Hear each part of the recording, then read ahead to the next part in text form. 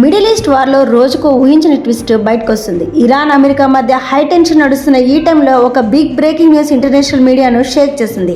అదేంటంటే Iran supreme leader Mustafa Khamenei కోమాలోకి వెళ్లారనే వార్తలు ఇప్పుడు వరల్డ్ వైడ్గా హాట్ టాపిక్గా అయ్యాయి. అసలు ఏం జరిగిందంటే ముస్తఫా ఖమేనీ ప్రస్తుతం అత్యంత విషమ పరిస్థితిలో ఉన్నారని, ఆయన పూర్తి అపస్మారక స్థితిలో ఉన్నారని ఇంటర్నేషనల్ మీడియా కోట్ చేస్తుంది.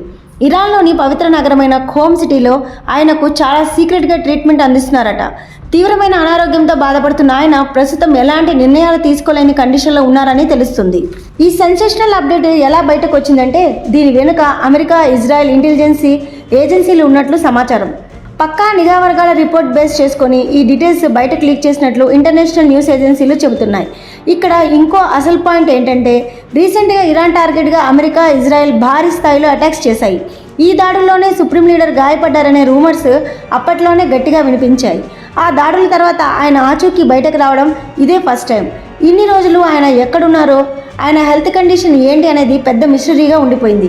ఫైనల్గా ఇప్పుడు కోమాలో ఉండి ట్రీట్మెంట్ తీసుకుంటున్నారని అమెరికా ఇంటెలిజెన్సీ వర్గాలు బాంబు పేల్చాయి. ఇరాన్ దేశంలో సుప్రీం లీడర్ మాటే శాసనం. మిలిటరీ అయినా ప్రభుత్వం అయినా ఏ పని చేయాలన్నా ఆయన పర్మిషన్ కంపల్సరీ.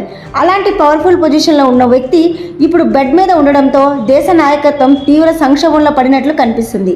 మిలిటరీ కమాండర్లు ఏ నిర్ణయం తీసుకోవాలో అర్థం కాని కన్ఫ్యూజన్లో ఉన్నట్లు తెలుస్తుంది. ప్రస్తుతం తెరపైకి వచ్చిన 45 రోజుల పీస్ ప్లాన్ ఫైనల్ అవ్వాలన్నా కూడా సుప్రీం లీడర్ అప్రూవల్ చాలా ఇంపార్టెంట్.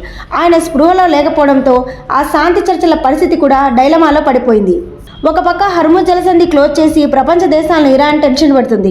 మరోపక్క అమెరికా ప్రెసిడెంట్ ట్రంప్ ఫైర్ అవుతూ అటాక్ చేస్తామని డెడ్లైన్స్ ఇస్తున్నారు. ఇలాంటి పీక్ స్టేజ్లో సుప్రీం లీడర్ పరిస్థితి విషమంగా ఉండడం ఇరాన్కు పెద్ద దెబ్బే. ఈ వార్తలు అబద్ధమని చెప్పడానికి ఇరాన్ ప్రభుత్వం ఇప్పటి వరకు ఎలాంటి అఫీషియల్ స్టేట్మెంట్ ఇవ్వలేదు. వాళ్ళ మీడియా కూడా ఈ విషయంపై సైలెంట్గా ఉండడం చూస్తుంటే ఈ లీక్స్ నిజమే అయి ఉంటాయని ప్రపంచ దేశాలు బలంగా నమ్ముతున్నాయి. ఇలాంటి టైంలో అమెరికా, ఇజ్రాయెల్ తమ దాడులను మరింత స్పీడ్ చేసే ఛాన్స్ కూడా లేకపోలేదు. శత్రువు వీక్గా ఉన్నప్పుడే దెబ్బ కొట్టాలనే స్ట్రాటజీని వాళ్ళు వాడొచ్చు. ఏదేమైనా పశ్చిమాసియాలో జరుగుతున్న ఈ భయంకరమైన ఘర్షణల టైంలో ఇరాన్ సుప్రీం లీడర్ ఆరోగ్యంపై వచ్చిన ఈ వార్తలు పెను సంచలనంగా మారాయి. ముందు ఇరాన్ ఎలాంటి స్టెప్ తీసుకుంటుంది, ఈ యుద్ధం ఏ తీరానికి చేరుకుంటుందో వేచి చూడాలి.